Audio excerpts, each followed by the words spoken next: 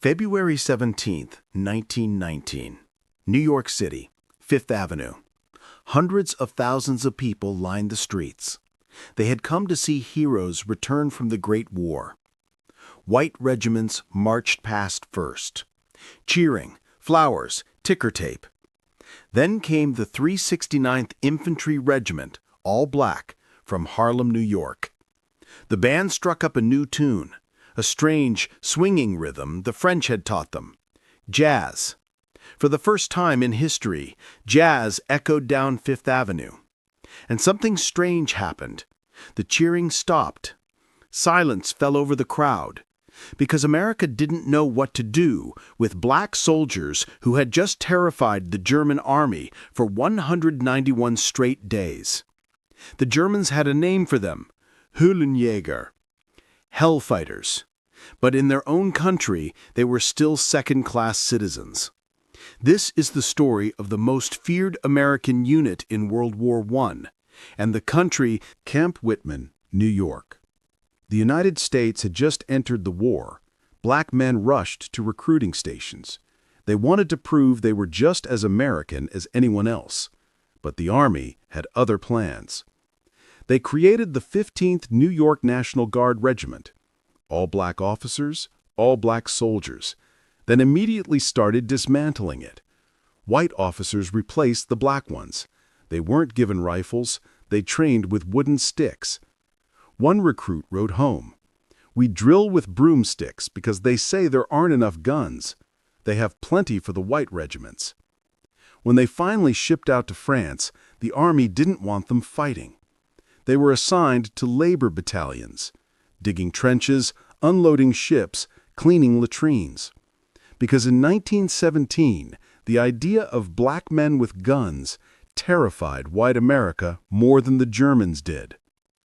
France, January 1918. The French army was bleeding to death. 1.4 million dead. Entire villages of men wiped out. They took one look at the 369th and said, "Give us those Americans. We don't care what color they are." On March 21, 1918, the 369th went into the line with the French 16th Division. They were issued French helmets, French rifles, French rations, even French wine. And for the first time, they were treated like soldiers. The French commander told them, "You are no longer laborers, you are poulies now, French soldiers." And something awakened in those men from Harlem. They renamed themselves the Harlem Hellfighters. The German army was launching its spring offensive. Stormtroopers, flamethrowers, artillery walking forward like a wall of death. They expected French lines to crumble. Instead, they met the Hellfighters. 191 consecutive days in combat. No other American regiment, white or black, came close. They never lost a man captured, never gave up a foot of ground. German prisoners started telling terrifying stories. They fight like devils. They come out of nowhere. They don't retreat. One captured German officer wrote in his diary, "We attacked the French sector expecting a breakthrough. Instead, we met American Neger soldiers. They fought with a fury I have never seen. We lost 300 men in one morning." The Germans started calling them Blutlustige schwarze Männer, bloodthirsty black men. But the name that stuck was Hellfighters. May 14, 1918, 2 a.m. Private Henry Johnson and Private Needham Roberts were on listening post duty. Just two men in a hole in the ground. 24 German raiders crept through the darkness. A sniper shot Roberts in the leg. Johnson opened fire with his French rifle. Click. Jammed. The Germans rushed them. Johnson stood up, 5'4", 130 pounds. He fought with grenades, then his rifle butt, then a bolo knife. He was shot, stabbed, clubbed in the head. He kept fighting. When French troops found them at dawn, 4 Germans were dead. 21 were wounded. Johnson was sitting on a pile of empty cartridges, smoking a cigarette. his face slashed open, 21 wounds in his body. He looked up and said, "I was right here when you left me, sir." France awarded him the Croix de Guerre with gold palm. First American ever. America? Nothing. The Hellfighters kept fighting. Septic Run, Mason and Champaign, the Meuse are gone. Everywhere they went, the Germans learned to fear the night, because the Hellfighters patrolled like ghosts. One soldier, Sergeant William Butler, captured 11 Germans single-handed. Another, Corporal Horace Pippin, kept fighting after being shot through both arms. He later became a famous painter, painting the war he wasn't supposed to fight. The French gave the entire regiment the Croix de Guerre, an honor almost never given to foreign units. Their regimental flag became one of the most decorated in the war. And still, American newspapers barely mentioned them. When they did, it was with suspicion. One headline read, "Negro troops showed too much familiarity with French women." February 17th, 1919. The parade. The Hellfighters marched up Fifth Avenue. The band played jazz. People stared in silence. No cheers, no flowers. One white soldier in the crowd muttered, "They shouldn't be allowed to march with real soldiers." When they reached Harlem, the silence broke. Their people came out by the tens of thousands, cheering, crying, throwing flowers. James Reese Europe, their bandleader, conducted the first jazz performance ever in Carnegie Hall. But the victory was bittersweet. That same summer, 1919, America exploded in race riots. Red Summer. Black veterans in uniform were beaten, lynched, burned alive, for having the nerve to wear the uniform of a country that wouldn't protect them. Part 8 of 9. Henry Johnson came home a hero to France and a nobody to America. He died in 1929, broke, forgotten, buried in an unmarked grave. It took until 1996 for America to award him the Purple Heart, 2015 for the Medal of Honor. President Obama said, "We should have given this to him a century ago." The 369th's commander, Colonel Hamilton Fish, a white man, spent his life trying to get them recognized. He said, "I am proud to have commanded the finest regiment in the war and ashamed of how my country treated them." The French never forgot. In Paris, there's a street named after Henry Johnson. In Germany, old veterans still whispered about the Höllenkämpfer. Part 9, ending. The Hellfighters fought for a country that wouldn't fight for them. They terrified an empire that had conquered Europe, while their own nation treated them like criminals for wanting equality. They proved on the battlefields of France that courage has no color. But America took nearly 100 years to admit it. The Germans learned in 1918 what America refused to accept until 2015. The Hellfighters weren't second class. They were the best America had, and the country that feared its own heroes the most. This is their story, the story America tried to bury, but the battlefields of France will never forget. April 6, 1917. The United States declared war on Germany. Across Harlem, black men lined up outside recruiting stations. They wanted to prove they were Americans too. But the U.S. Army had a message for them. "We don't want you fighting. We want you digging." They created the 15th New York National Guard Regiment, all black. Then they took away their rifles, gave them broomsticks instead. One soldier wrote home, "They say there aren't enough guns. Funny, the white regiments got plenty." When they finally sailed for France in December 1917, the Army still didn't want them in combat. They were turned into a labor battalion, unloading ships, digging latrines, carrying ammunition, because in Jim Crow America, a black man with a gun was more dangerous than the Kaiser. France, January 1918. The French army was dying. 1.4 million dead already. They looked at the 369th and said, Give us those men. We don't care what color they are. On March 21, 1918, the Harlem Hellfighters were attached to the French 16th Division. They were issued French helmets, French rifles, even French rations, and French wine. For the first time in their lives, they were treated like real soldiers. Their new French commander told them, "From today, you are no longer laborers. You are poilus, French fighting men." Something changed in those men that day. They gave themselves a new name: the Harlem Hellfighters. The German Spring Offensive, March, July 1918. The Kaiser's last great gamble. Stormtroopers, flamethrowers, poison gas. The French lines were breaking everywhere.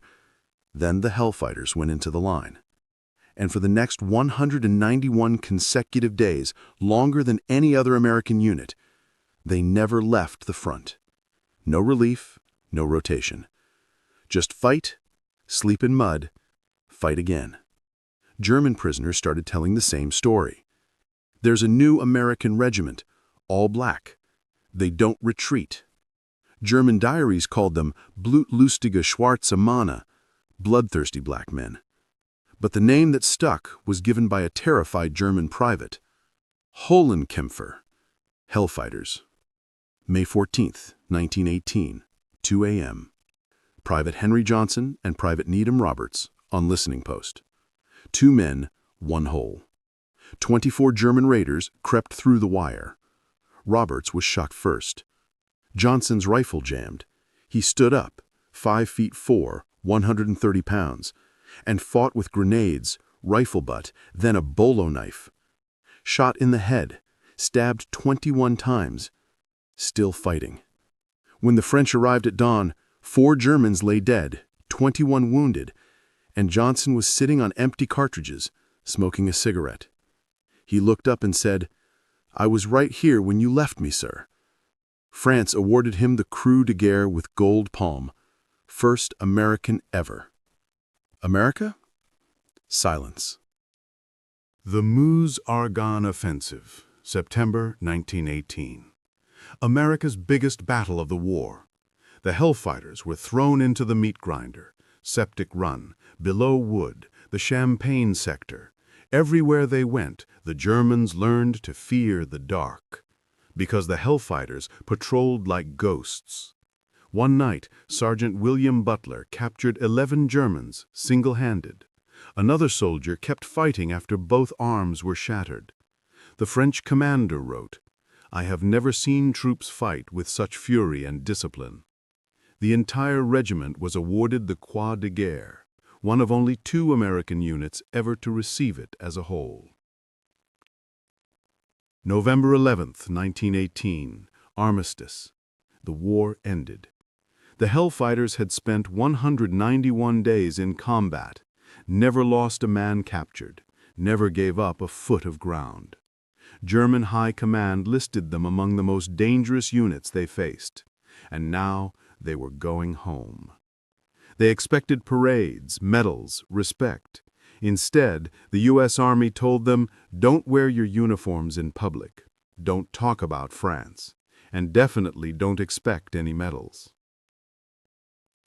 February 17, 1919, New York City. Fifth Avenue Victory Parade. White regiments marched first, cheering, flowers, ticker tape. Then came the 369th. The band struck up jazz, the first time it echoed down Fifth Avenue, and the crowd went silent. No cheers, no flowers. One white officer was heard saying they shouldn't be allowed to march with real soldiers. When they reached Harlem, the silence broke. Their people came out by the hundreds of thousands. That was the only celebration they got. Summer 1919, Red Summer. Race riots exploded across America. Black veterans in uniform were beaten, lynched, burned alive. In Washington, D.C., Chicago, Elaine, Arkansas. The crime, wearing the uniform of a country that refused to protect them. Henry Johnson came home a hero to France and a nobody to America. He couldn't get a job, couldn't get medical care for his 21 wounds. Died broke in 1929, buried in an unmarked grave. For decades, the Hellfighters were erased from history books. No medals, no monuments, no mention in school textbooks. Their regimental flag, covered in French honors, was hidden in storage. White America wanted to forget that black men had been braver than anyone else. But France never forgot. In Paris, there's a street named Rue du Caporal Henri Janson. In Germany, old veterans still whispered about the Höllenkämpfer. 1996. 67 years too late. President Bill Clinton finally awarded Henry Johnson the Purple Heart. 2015, 97 years too late. President Barack Obama awarded him the Medal of Honor. He said, "We should have done this a century ago." The citation reads, "Private Johnson's actions that night saved his fellow soldier and prevented the enemy from breaking through the French line." The rest of the regiment? No unit citation, no official recognition. Until 2021, when Congress finally passed a bill to award the 369th the Congressional Gold Medal. It took 103 years. 103 years for America to admit what the Germans knew in 1918. The Harlem Hellfighters were the best damn regiment in the war. Colonel Hamilton Fish, their white commander, spent his life trying to get them justice. He said, "I am proud to have led the finest regiment in the U.S. Army, and ashamed of how my country treated them." James Reese Europe, their band leader, brought jazz to Europe. When they played in France, German soldiers came out of their trenches to listen. One German officer wrote, "We stopped shooting for an hour just to hear that music." But when Europe came home, he was stabbed to death by one of his own drummers in a backstage argument.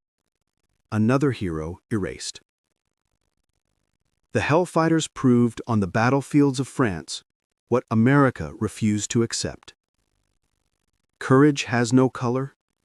Discipline has no color. Honor has no color.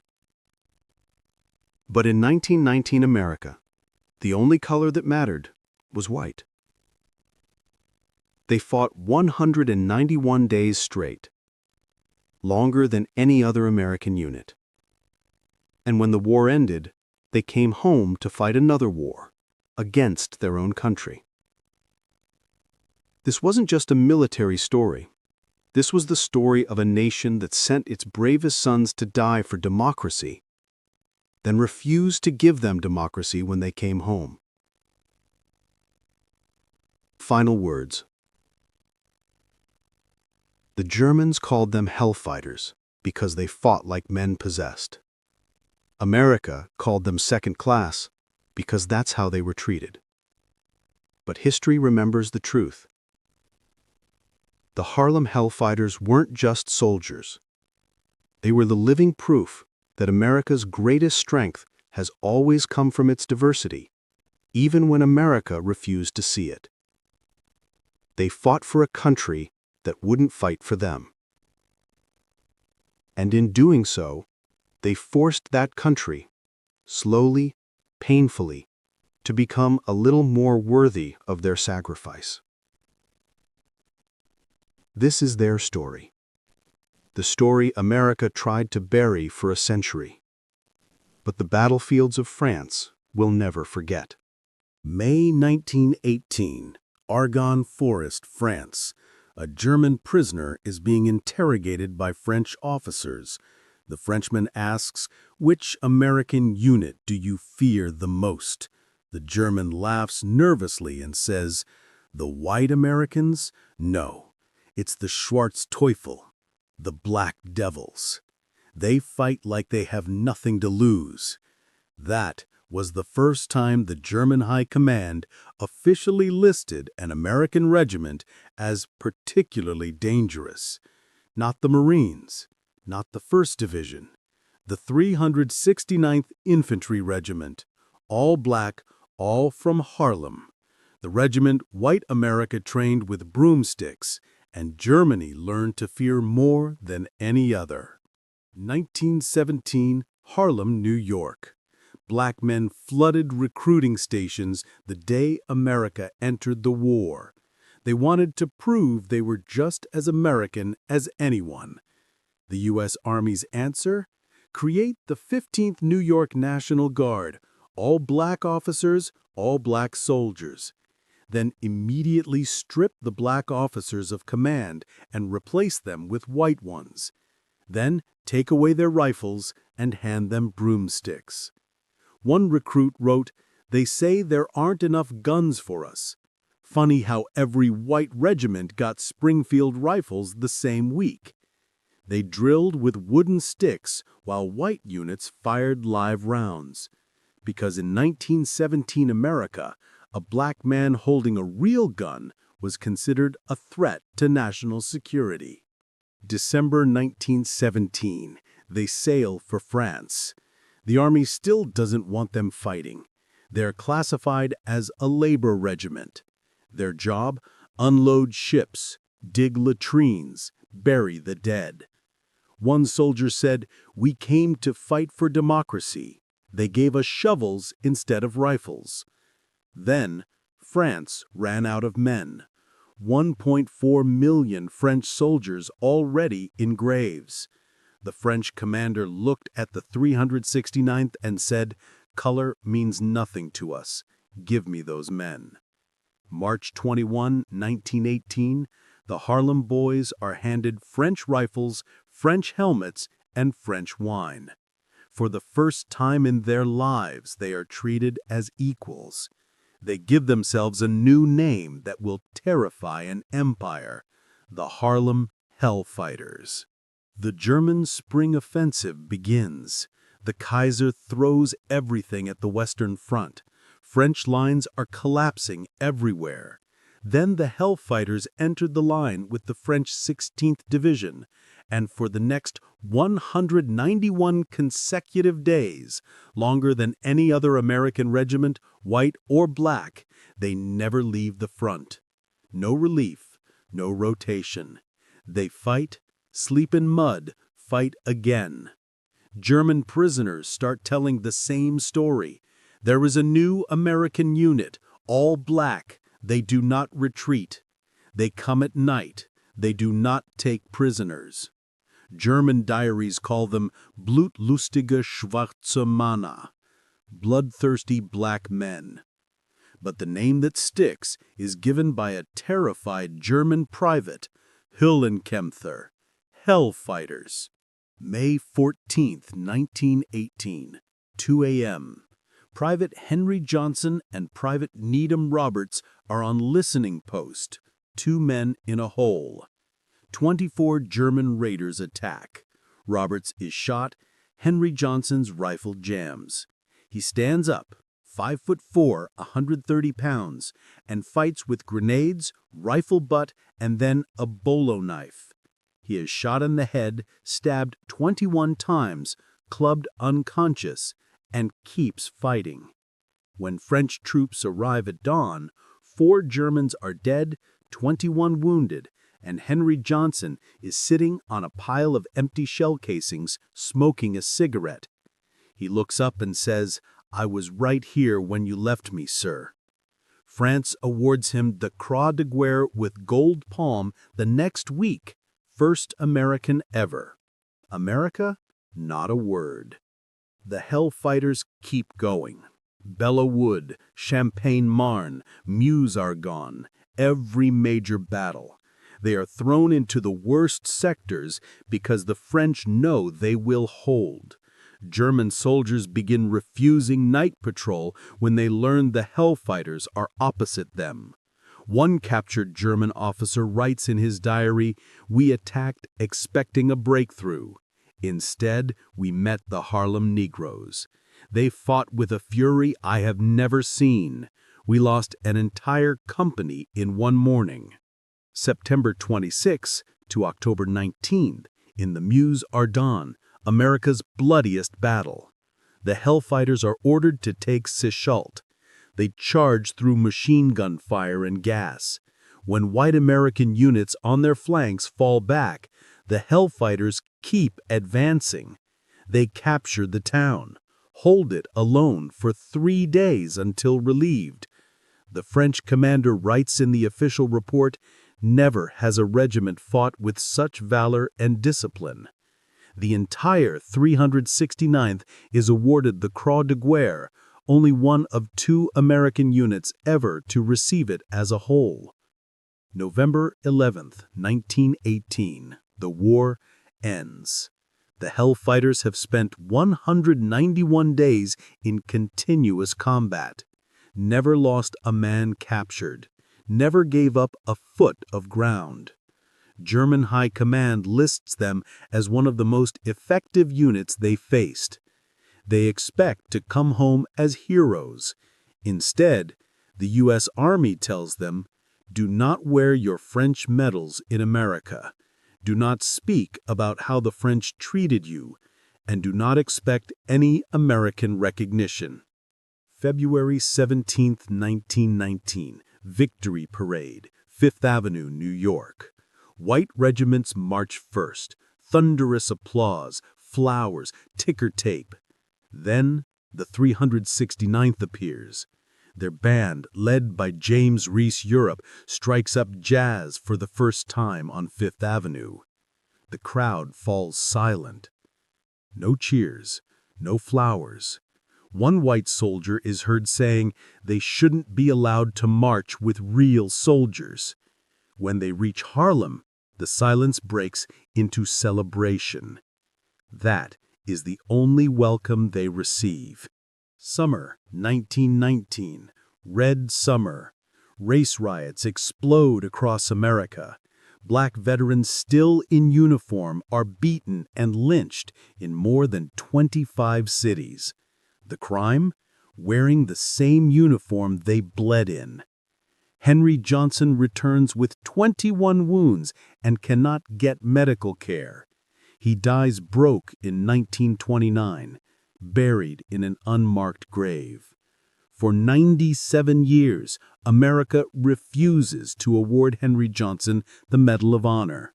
For 103 years, the regiment receives no unit citation. Their story is erased from textbooks, movies, memorials. White America wants to forget that black soldiers were braver than anyone else. France never forgets. There is a street in Paris named after Henry Johnson. The French still teach school children about les soldats noirs américains who saved France. Germany never forgot either. Veterans spoke of the Schwarz Teufels for the rest of their lives. July 15, 1918, Sechelt, France. The sky is black with smoke. A white American major watches through binoculars as his own men retreat under machine gun fire. Then he sees something that makes his blood run cold. Hundreds of black soldiers in French helmets are still charging forward, alone.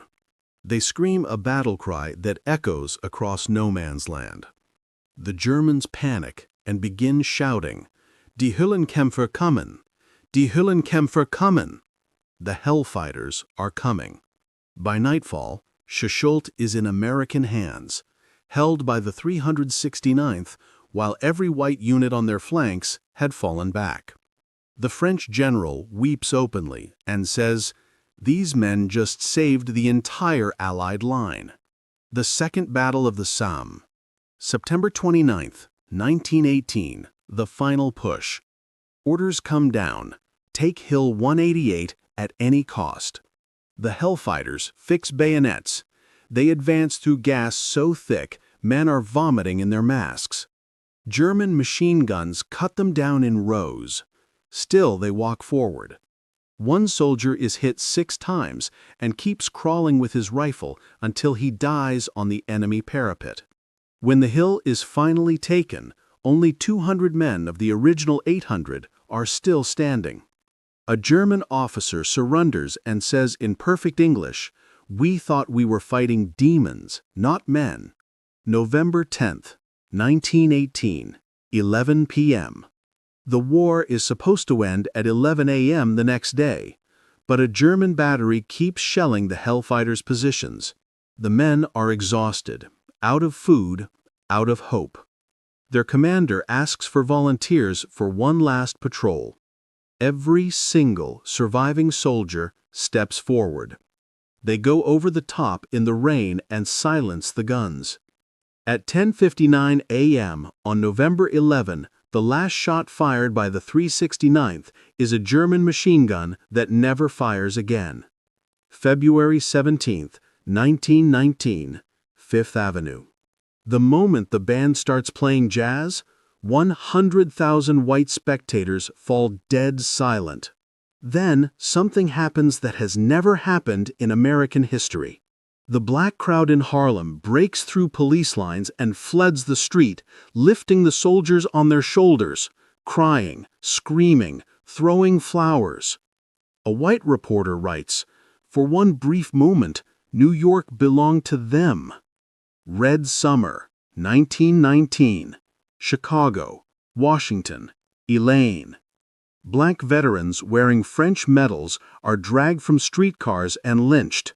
One Hellfighter in full uniform is beaten to death by a white mob shouting, "Go back to France if you think you're so great." His Croix de Guerre is ripped from his chest and thrown in the gutter. Henry Johnson comes home with 21 wounds and no pension. He tries to get treatment at a VA hospital. He is told, "We don't serve colored here." He dies at 32, broke, forgotten, buried in an unmarked grave in Albany. His last words to a friend, "They gave me a medal in France, but in America, they won't even give me a bed." 1930s to 1960s. Every major World War I monument in America shows white soldiers only. The Hellfighters are erased. School textbooks mention them in one line, if at all. Their battle flag, covered in French honors, is locked in a warehouse and forgotten. 1996. President Clinton finally awards Henry Johnson's daughter the Purple Heart on his behalf. She is 79 years old. She cries and says, "Daddy waited 78 years for America to say sorry." June 2nd, 2015, Arlington National Cemetery. President Obama places the Medal of Honor around the neck of Command Sergeant Major Lewis Wilson, accepting it for Henry Johnson. Obama's voice breaks. "It took us almost a century, but we finally got it right." 2021. Congress awards the entire 369th the Congressional Gold Medal, the highest civilian honor. Only 3 living Hellfighters are left to receive it, all in their late 90s and 100s. One says on camera, "We didn't fight for medals. We fought so one day our people could walk free." I guess we're still waiting. France never waited. There is a street in Paris named Rue de Soldat Henry Johnson. French school children still learn their names. Every year on Bastille Day, French veterans lay flowers at the Hellfighters Memorial. The German veterans who survived never forgot either. In the 1960s, a former Wehrmacht officer visited New York. He went to Harlem and found one of the last living Hellfighters. He saluted and said in broken English, "You were the best we ever fought. I am still afraid of the dark because of you." Today, when you walk through the National World War I Museum in Kansas City, there is finally a display about the 369th. A little boy, black, stands in front of it and reads, "They fought 191 days straight and never gave up an inch." He looks up at his father and asks, "Why don't they teach this in school?" His father has no answer. The Germans feared them more than any white American regiment, because the Hellfighters fought like men who had already lost everything back home and had nothing left to lose on the battlefield. They were not fighting for medals. They were fighting for the day America would finally see them as men. That day took a century. But on the battlefields of France, they forced the world to see the truth. Courage has no color. Valor has no color. And some debts can never truly be repaid. This is the story of the black regiment Germany feared the most and America loved the least. The Hellfighters. Hell came for them, and they sent it running. July 15, 1918, Secoult, France. A French general stands on a hill, tears streaming down his face. Below him, hundreds of black American soldiers in French helmets are charging straight into machine gun fire. White American units on both flanks have already retreated. But these men, the 369th Infantry Regiment, keep going forward. They scream no battle cry. They just advance. By nightfall, the town is theirs. The general turns to his aide and says, voice breaking, "Give the entire regiment the Croix de Guerre, every single man. France owes them our lives." Less than a year later, those same men will march home to America and be told by their own army, "Take off those French medals. You are not allowed to wear them here." 1917, Harlem, New York. Black newspapers shout, "Colored men, the Germans are at the door of France." Thousands line up to enlist. They believe the war will finally prove they are real Americans. The U.S. Army creates the 15th New York National Guard, all black, then immediately removes every black officer, then hands them broomsticks instead of rifles. One soldier writes home, "They say there aren't enough guns, yet every white regiment got brand new Springfields yesterday." They drill with sticks while white troops fire live rounds, because in 1917 America, a black man with a real gun was considered more dangerous than the Kaiser.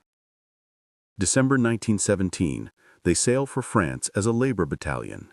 Their orders: dig ditches, unload ships, bury bodies.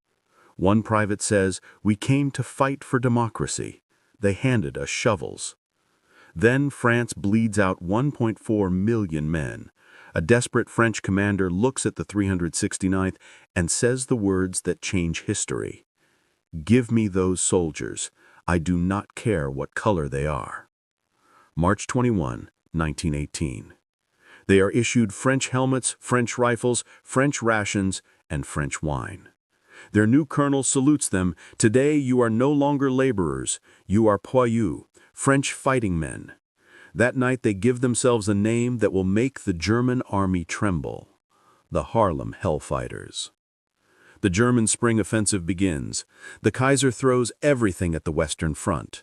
French lines collapse everywhere. Then the Hellfighters enter the line with the French 16th Division, and for the next 191 consecutive days, longer than any other American regiment, they never leave the front. No relief, no rotation. They fight, sleep in mud, fight again. German prisoners tell the same story. There is a new American unit, all black. They do not retreat. They come at night. They do not take prisoners. May 14, 1918, 2 a.m. Private Henry Johnson and Private Needham Roberts are alone on listening post. 24 German raiders attack. Roberts is shot. Johnson's rifle jams. He stands up, 5'4", 130 pounds, and fights with grenades, rifle butt, then a bolo knife. Shot in the head, stabbed 21 times, still fighting. When French troops arrive at dawn, 4 Germans are dead, 21 wounded, and Henry Johnson is sitting on empty shell casings smoking a cigarette. He says, "I was right here when you left me, sir." France awards him the Croix de Guerre with gold palm, first American ever. America? Silence. The Hellfighters keep going. Belleau Wood, Champagne-Marne, Meuse-Argonne. Every major battle, they are thrown into the worst sectors because the French know they will hold. German soldiers begin refusing night patrol when they learn the Hellfighters are opposite them. One captured German officer writes, "We attacked expecting a breakthrough. Instead, we met the Harlem Negroes. They fought with a fury I have never seen." September 26, October 1918, Meuse-Argonne, America's bloodiest battle. The Hellfighters are ordered to take Seholt. They charge through machine gun fire and gas. When white American units on their flanks fall back, the Hellfighters keep advancing. They capture the town, hold it alone for 3 days. The French commander writes, "Never has a regiment fought with such valor." The entire 369th is awarded the Croix de Guerre, one of only 2 American units ever to receive it as a whole. November 11th, 1918, the war ends.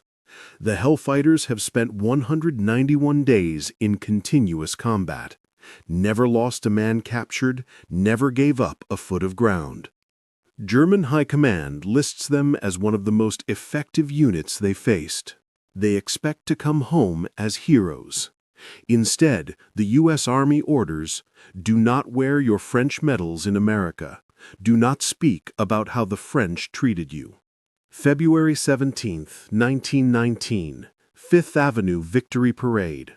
White regiments march first, thunderous applause, ticker tape.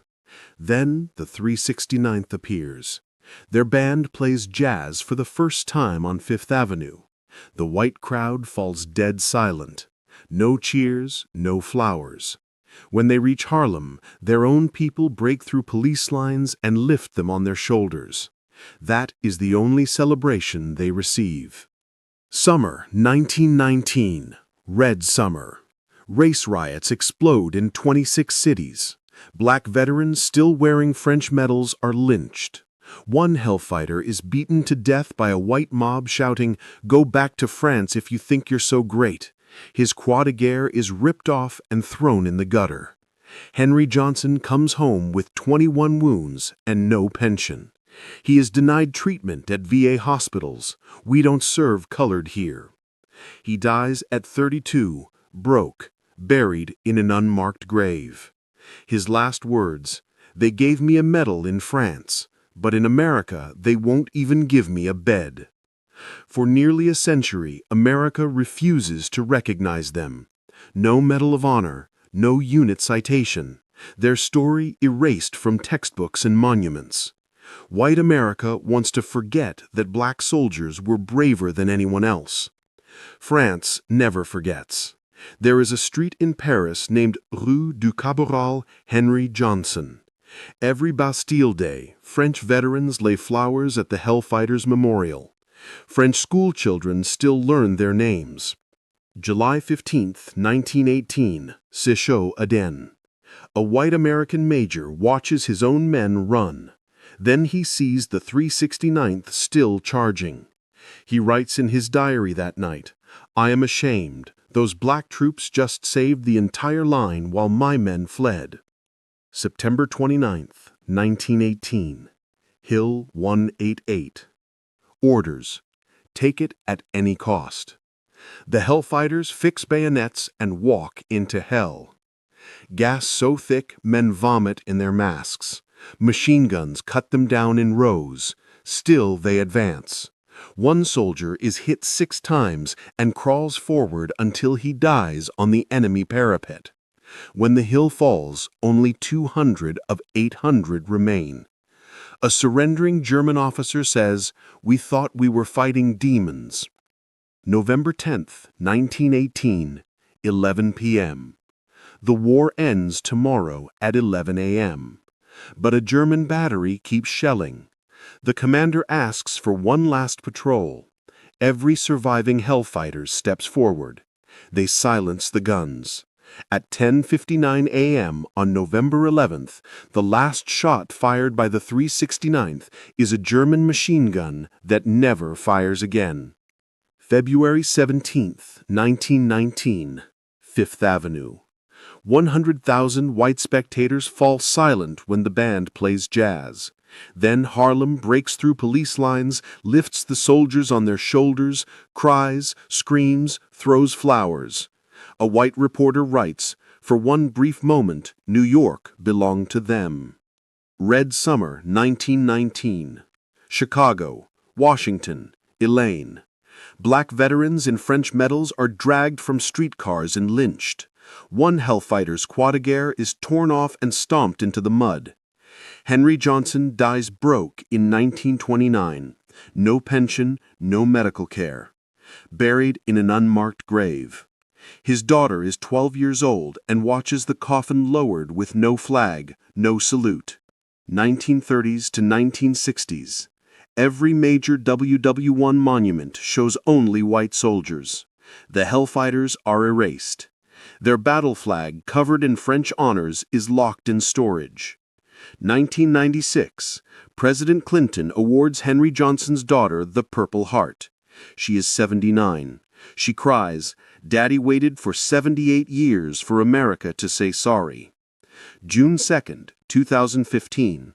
Arlington.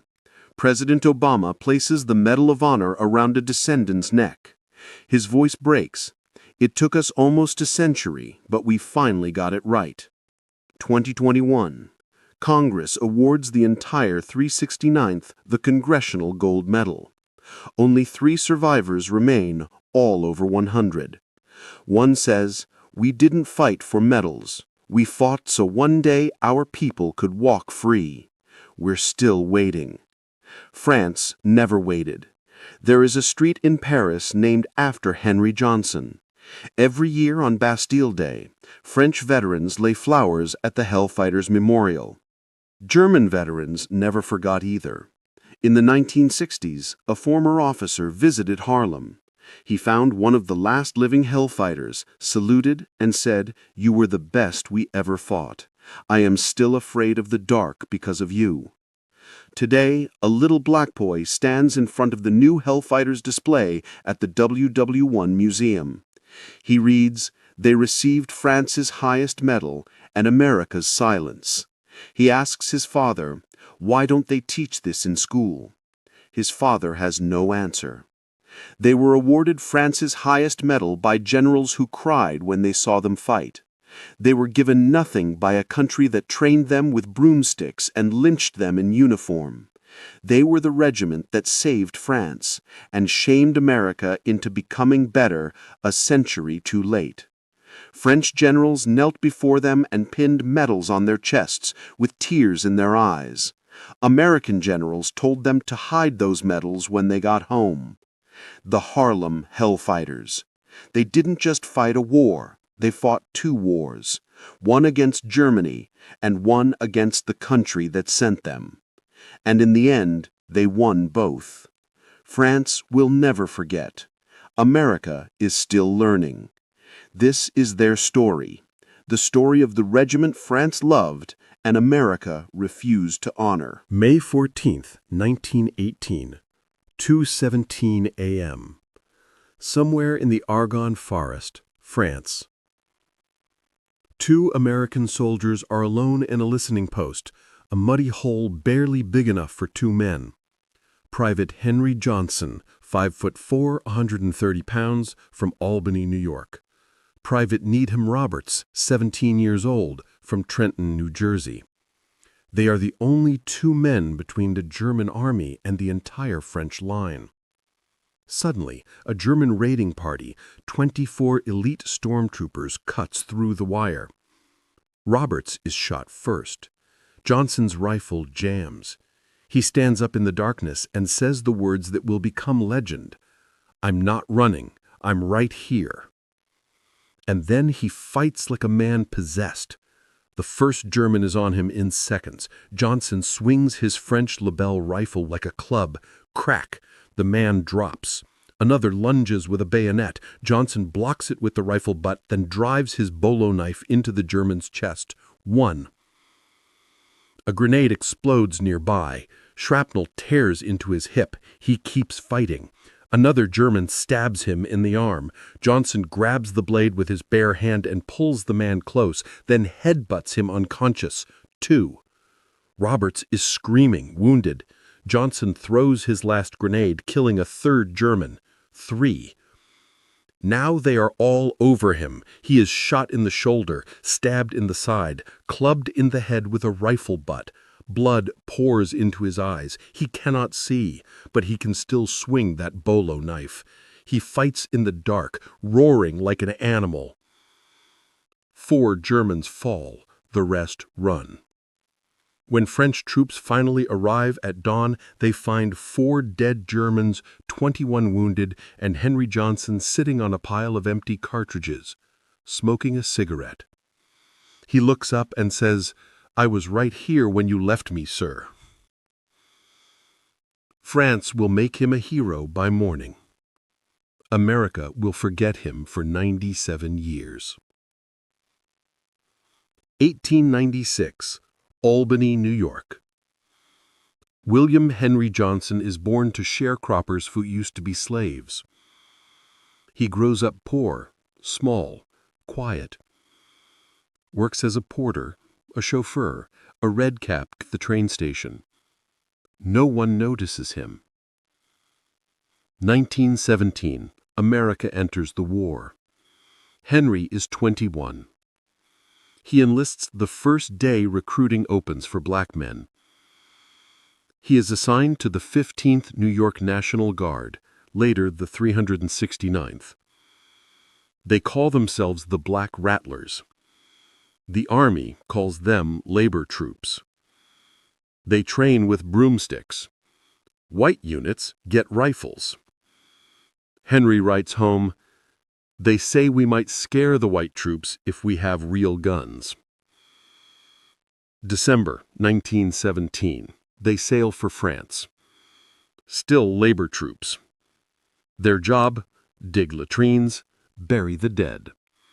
Henry carries bodies for weeks.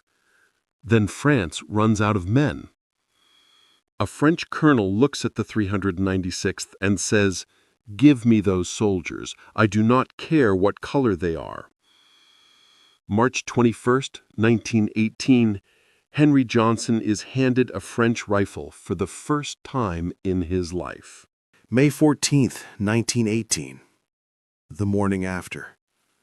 French soldiers carry Henry Johnson on their shoulders like a king. His body is a map of war. 21 stab wounds, 3 bullet holes, broken bones, blood everywhere. A French general pins the Croix de Guerre with gold palm on his chest, France's highest honor. First American ever to receive it. The citation reads, "For extraordinary heroism, single-handedly repulsed a raid of 24 Germans." French newspapers call him the Black Death. American newspapers? Not a single word. Back home, the Army censors the story. They don't want white America knowing a black man just became a war hero. The 369th keeps fighting. 191 straight days on the line. Henry, wrapped in bandages, refuses to leave. He limps back to the front with his bolo knife still strapped to his belt. German soldiers begin whispering his name, Der Schwarze Tod. They refuse night patrols when they know Henry Johnson is opposite them. One captured German officer says, "We were told to take prisoners. When we saw it was Johnson's sector, we were told to run." November 11th, 1918. The war ends. The 369th has never lost a man captured, never gave up a foot of ground. German High Command lists them as one of the most dangerous units they faced. Henry Johnson comes home with 21 wounds and a chest full of French medals. He expects a parade. Instead, he is told, "Take those French medals off before you get off the ship. You are not allowed to wear them in America." February 17th, 1919. Fifth Avenue. Henry marches with the 369th. The white crowd falls silent. Then someone in the crowd shouts, "Go back to the jungle!" Henry keeps marching. his Croix de Guerre hidden under his coat. When they reach Harlem, his people lift him on their shoulders and cry. That is the only welcome home he ever gets. 1919, Red Summer. Henry watches black veterans lynched in uniform. He tries to get medical treatment for his 21 wounds. VA hospital? We don't serve colored here. He works as a porter again. His wounds never heal properly. He drinks. He dies at 32, July 1st, 1929. Buried in an unmarked grave in Arlington. No flag, no salute. Just a number. For 67 years, America refuses to give Henry Johnson even a purple fart. His story is erased. No books, no monuments. His daughter, Herman Johnson, grows up never knowing her father was a hero. 1996, Albany, New York. A researcher finds Henry's file. He discovers the French citation, the eyewitness reports, the German prisoner statements. He fights for 19 years. 2015, President Obama stands at Arlington. He places the Medal of Honor around the neck of Command Sergeant Major Lewis Wilson, accepting it for Henry Johnson. 97 years late. Obama's voice breaks. Henry Johnson did everything America asked, and America gave him nothing. France never forgot. There is a street in Paris named after him. Every year, French children lay flowers at his memorial. Germany never forgot either. Old veterans still spoke of their Schwarze Tod with fear in their eyes. Henry Johnson was 5'4", 130 pounds, a quiet porter from Albany, and in one night he became the most feared American soldier on the Western Front. He didn't fight for glory. He fought because his friend was wounded and he refused to run. That is all. He waited 97 years for a medal. He waited 86 years for a grave marker. He waited a lifetime for America to say his name. But on May 14th, 1918, in a muddy hole in France, Henry Johnson didn't wait. He stood up, and he fought. His last known photograph shows him smiling, small, unassuming.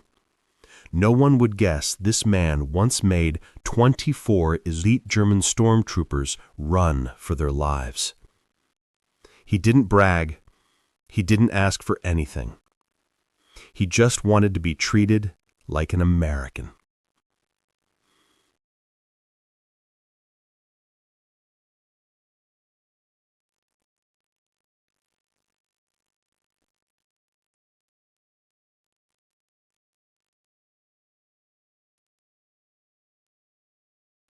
Today, when you visit Arlington, there is finally a stone that reads, Henry Johnson, Medal of Honor, World War I.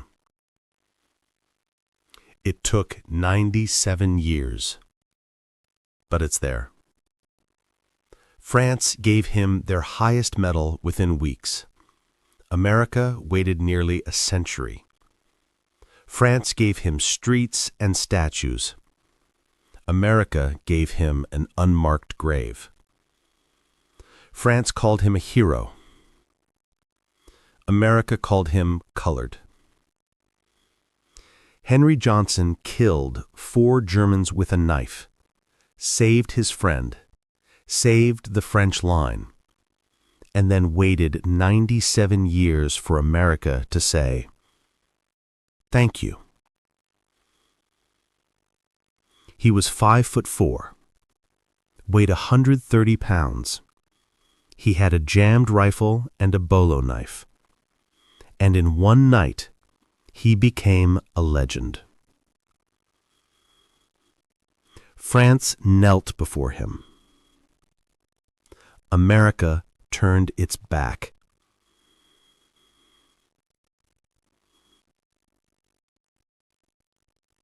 But history remembers.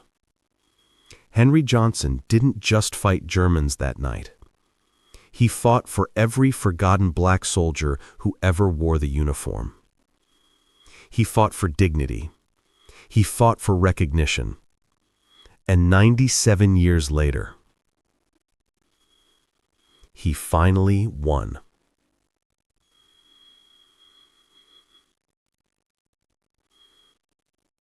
This is the story of the man who killed 4 Germans with a knife, and then waited nearly a century for America to give him the medal he earned in blood. Private Henry Johnson.